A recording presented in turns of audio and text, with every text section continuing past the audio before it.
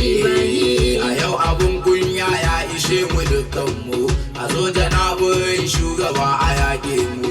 Muna jira gwamnati za ta ba mu hakkinmu, mu daina kai kara kun shugabanninmu, mu sare kan shege in ya so a sare mu.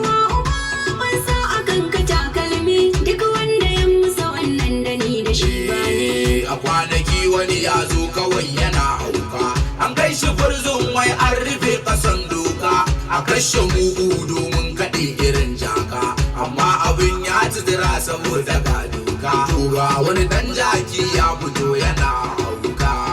Kafi duniya, wallahi kafi duniya, da bincikin ka takalmi na Mustapha Mahmudu Sayyidul Kauni. Uwa uba ban sa kanka takalmi duk wanda ya musa wannan da ni da shi ba ni. Abinda sun kai wayyawa kan idanunmu, me kuke tsammani ran da an kace ba mu? Wallahi sai sun ce babu annabin namu, sinara kan wani yaro ya zo ya taka mu, ya zage annabi domin su soki takalmi. Uwa uba ban sa a kanka takalmi duk wanda ya musa wannan da ni da shi ba ni.